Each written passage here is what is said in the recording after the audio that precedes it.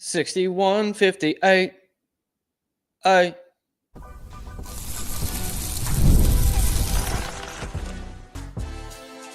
You are Locked On Baylor, your daily podcast on the Baylor Bears. Part of the Locked On Podcast Network, your team every day.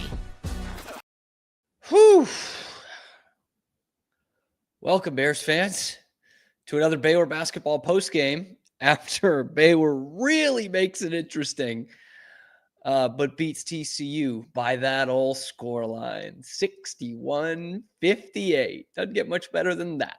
I'm your host, Cam Stewart of ESPN Central Texas and the Cam Show on Rogue Media Sports Network. We appreciate you making this your first listen today and every day and make this the top destination for Baylor sports postgames. Wow. A lot of emotions in that game. In a game that shouldn't, like if you were not a fan of these two teams and you didn't see the records and you just watched this game, it shouldn't have elicited as many emotions as it did. But when you are in the context of this, of Baylor-TCU, but also Baylor fighting tooth and nail to get into the NCAA tournament, and I said on today's show, earlier today, I said, if they lose this game to TCU, there's a real chance they don't make the tournament. And it felt like it was slipping right through their fingers. Because let's start there. This was about to be an all-time meltdown post-game of like strip it all down. like don't even accept an NIT invite, just mercifully end the season kind of thing is what I was ready to do. Because they're up 56-45. 56-45 with 7.5 minutes left.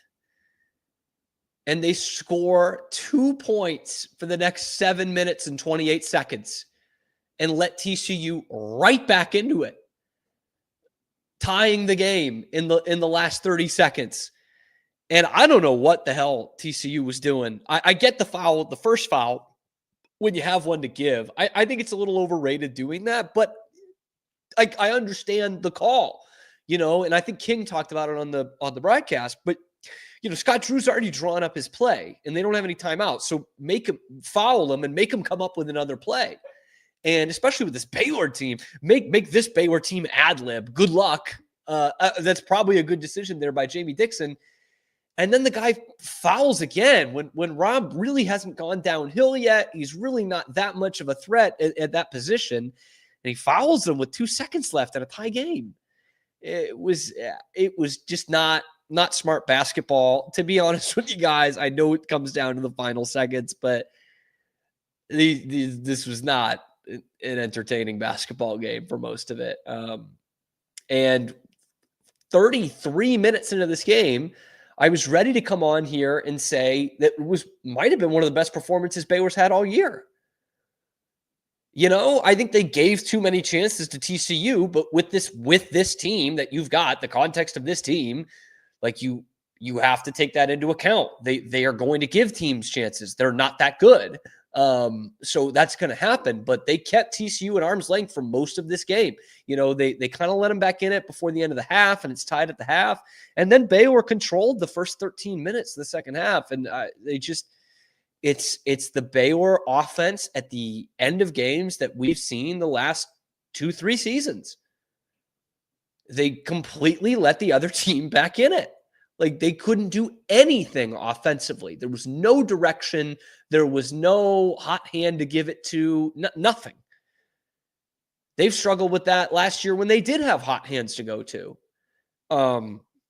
So, I would say that needs to change. But again, as we say, it's March. That's not changing. And it didn't change last year either. Look what happened. I also said on today's show, you can't just free throw your way into the NCAA tournament. I don't know if it's a game that you could just free throw your way in. And what do? They blow an 11-point lead on a 13-2 run in the final 7 minutes to tie the game. And the last 3 points are free throws. And I was sitting here watching it after the call got reversed, the out-of-bounds call to give Baylor the ball with 1 second left. I was like, this is going to happen. They're going to win 61-58. They're going to.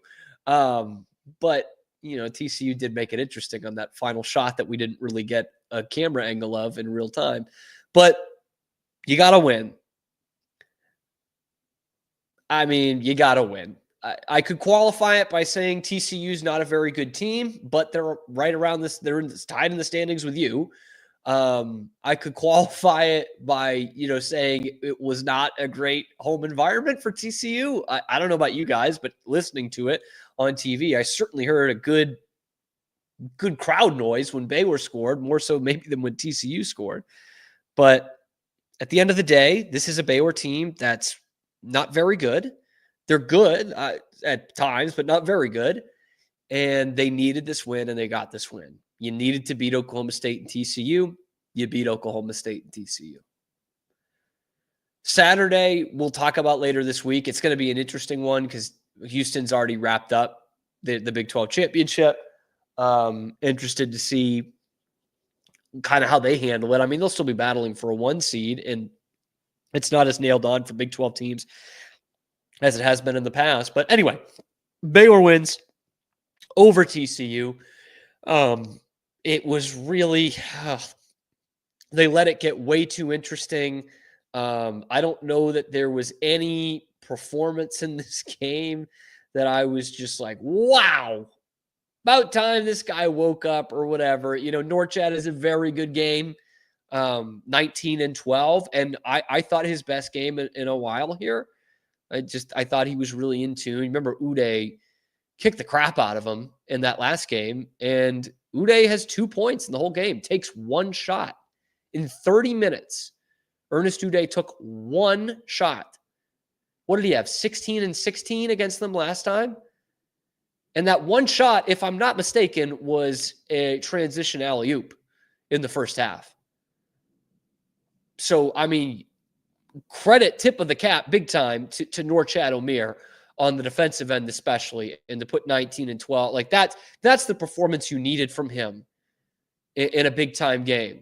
He always puts in a ton of effort. He leaves it all out there, but I think a lot of us that watch will say there's something to be desired in the basketball IQ in some of these games. He played a great game today. VJ, how about that for a bounce back after 1 field goal on Saturday? He puts in 18 and 7. Langston Love, got to check on him. Only 18 minutes. I know there was some injury concern there. Rio Dubravcic, 4 minutes, baby. He gave you 4 minutes. But it kind of reverted back to the mean in terms of your backcourt. Celestine, Nunn, and Roach combined to give you 11 points. Those 3 guys barely cracked double digits for you. So, and a pretty evenly matched game across the board. Neither team shot it very well, especially from 3. Both were 30% or under from 3. And everything else is pretty even.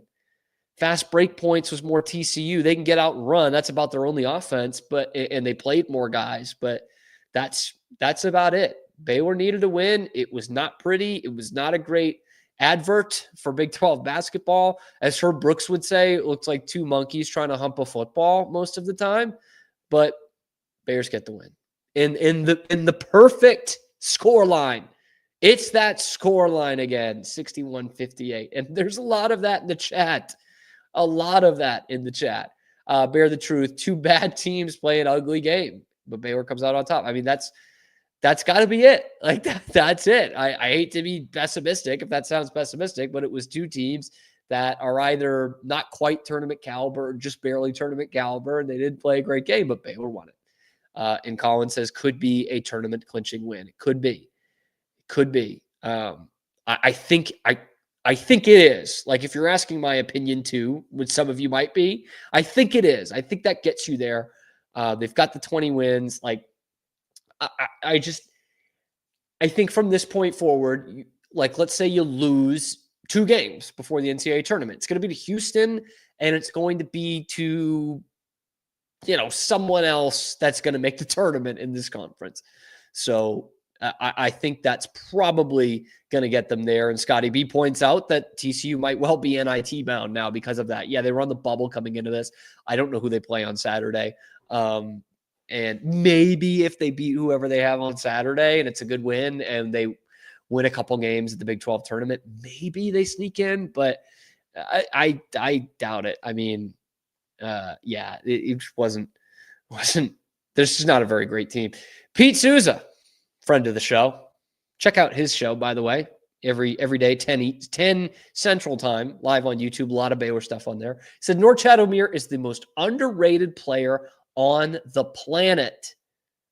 I don't know about that, Pete. Put in a good shift today. He's also the active leader in rebounds in the entire nation. So I don't know how underrated he is, but he does a lot that you don't see. And I think for him tonight, it was about as good as he's played in maybe this year, but certainly in a good portion of the season. So tip of the cap to Norchad Omier, which Jeff also points out, which I hadn't even brought up. Norchad was the best three-point shooter for us tonight. That was ugly, but those were two big threes, man. And they were ones that weren't forced. I mean, anytime Norchad Omier takes a three, when you're watching as a fan, it feels forced, but I don't love him taking threes still, but if you're going to take two, those were two open ones that I think were a good call. And they were nothing but nylon, man. They tickled the twine. Couldn't have placed him in the basket any better than that. So, those were two big shots. Big shots. Both Scotty B and Jeff talking about the dumb foul at the end. Yeah, it was really dumb. Bear the Truth brings up a good point. Omier played a much more disciplined game after having a foul from 1 minute in. Yeah, usually we're playing the game of him getting close to fouling out. He does end up with 4 fouls, but he never got in foul trouble really tonight. So you didn't have to you played Dubravcic 4 minutes rather than 8, which is not a recipe for success at all. Miles asks after a win, do you blame any of this season on the coach, Coach Scott Drew? I mean, anytime you have a down season, the coach is going to get some blame. Sure. I think he would tell you that. I'm not saying fire Scott Drew. No. But yeah, whenever you have a disappointing season, some of that falls on the coach. And a lot of times, a lot of it falls on the coach. Scotty points out, I now hope Kansas loses to Arizona and Lawrence, which could happen, but they don't lose often in Lawrence. So Baylor could be tied with KU in the standings. Oh, that would be a bad deal for the Jayhawks, man. Bad deal for the Jayhawks, who have lost the tiebreaker with Baylor this year, at least so far. Abe says this comment could have been from January 2024 against Texas, a team that's not even in our conference anymore. That's how much this has been going on. We have to stop playing conservatively too early. Offense is going well with 5 minutes left. And they start holding the ball, eating up a bunch of the shot clock, taking contested shots. Yeah. No, it's for sure correct. Like this has been a problem. It's gone through different players and a pretty different coaching staff between last year and this year, and it's still the same problem. So I don't know if that's a Scott Drew thing or if Jaden Nunn just has that much power over this team. But it's infuriating to watch, where it's like, I don't know. You see it more in other sports like football or soccer, where you're kind of playing not to lose. And there are certainly times where a veteran basketball team needs to shorten the game with 3-4 minutes left, but not with 7.5 minutes left. That's just not smart. And they do it all the time. All the time. Some questions about Langston Love. I don't know. I actually didn't even see the injury, just heard about it. When I came back, like I was literally just going to the bathroom and saw it and heard them talking about it. So I don't know. Jeff says, do you think this team is better than our NIT championship team? I think it's closer than we want to admit. Great question that I can't really give you the answer to. I didn't watch that team day in, day out. I watched them a couple of times that year. Looking back on it, like the talent that we saw on it, I would say similar. Like, that team had obviously Brady Heslop and Pierre Jackson and Rico Gathers. Like, there were some good players on that team. And things just didn't go right for them at all in conference play. It's pretty close. I guess I would give the edge to that team mainly because a lot of those guys had played on an Elite Eight team the year before. They actually won the NIT championship. Yeah, it's pretty close, but I think we just remember those guys more fondly because they did that. Scotty putting out there, TCU is at Colorado over the weekend. So that's a loss. As we know, Colorado, Boulder, toughest place to play in this conference. So I'm chalking that up as a loss. Okay? That's what I will do. Someone talking about BYU putting belt to cheeks. Can someone give me a score on that? I have not watched any. I have not seen any other scores tonight. So, and Randy thinks this team isn't better than the NIT champ, and Jeff agrees with him. Yeah, I just think we remember that team more fondly because of the names that we see on, now. And it is close. Like, I'm not going to say this team blows them out of the water. It is close. So if that's what you're saying, and people watch that team, some of you in the comments got to watch that team much more closely than I did. So yeah. Roman says, if we somehow beat Houston on Saturday, how much do you think it'll help our tournament push? I think they're in. I think they're in right now. That said, they're probably at like a 10 seed, which is what they were in bracketology this week. I don't know if it puts them up a seed or two, but if they beat Houston, the committee, they're not going to look at who was playing for Houston that night and how many minutes. They will just see that Baylor beat Houston. So that actually could bump them up. Like, I wouldn't be stunned if they're a 10 right now and they beat Houston and they bump up to an 8. I think that could happen, but I think they're in. Maybe I'm jinxing it, but I think they're in. Oh, BYU kicking the crap out of Iowa State. Iowa State, guys, not to make this about another team, but I might have been wrong about Iowa State, man. They're not hanging when the pushing is coming to shoving.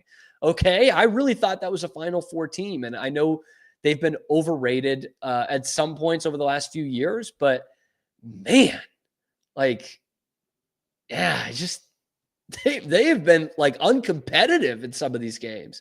Bear the Truth asked a good question. I'm wondering what you guys think. Would you rather have a one and done tournament team or an NIT championship? That's difficult. That is really difficult. And before anyone says it, it is not the same as making the college football playoff and losing the first game versus winning another bowl game, New Year's Six bowl game, which you don't really have anymore.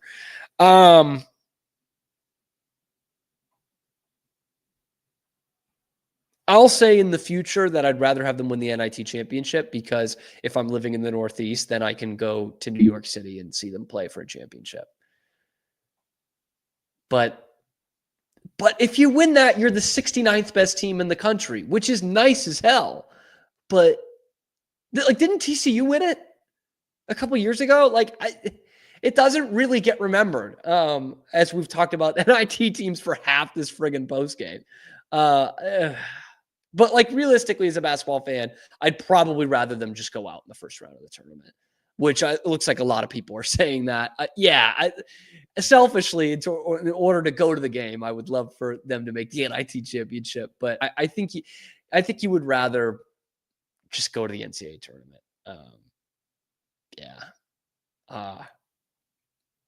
Abe has this is a good point here. Not saying it's a bad thing, but I'm surprised Rob's the guy that we go to for game winners, even when VJ is hot. It did work out tonight. Yeah, and this is not the first time, right? They went to him, no pun intended there. They went to him at the end of the BYU game in regulation. Remember, he had a couple free throws to send it to overtime. There's another game that I think they lost. They went to him late.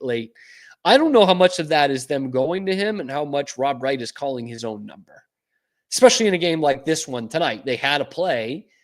TCU commits a foul to force them to go into another play, and voila, it's Rob Wright having to do it by himself, with 8 seconds left. I think that's probably him calling his own number, personally. So Baylor gets the win, 61-58, which is classic, but you needed that win. You really needed that win. Let me know what you guys thought of it down in the comments below. If you're watching after the fact, thank you to so many of you who hopped in live for this post game. Unfortunately, I don't think we'll have one on Saturday. Most of you will probably still be going to sleep even on a Saturday night after that game ends anyway. But lest we forget, we will be preparing for that game the rest of this week on the show. We'll also be talking Big 12 tournament as it comes about next week. One of Baylor basketball's favorite things, right? Kansas City Big 12 tournament. Anyway, guys, be sure to like and subscribe. Let's get some likes on this video. And if you haven't subscribed already, why not? 75% of you that watch every day still are not subscribed. So do me a favor, hit that subscribe button. We're the only place that is giving you fresh Baylor content every day of the week that's not tied into the university. We are the bastion of Baylor journalism out here. Kind of. Be sure to like, subscribe, leave a comment. Tell me your favorite hockey jersey down in the comments below, and find us wherever you find your podcast as well. We will see you tomorrow, where we're talking a little bit about Mack Rhodes' new appointment on the show tomorrow, and another little breakdown of this game and the women's basketball team and how far they can go in the tournament. That's on tomorrow's show. We'll see you then on Locked On Baylor.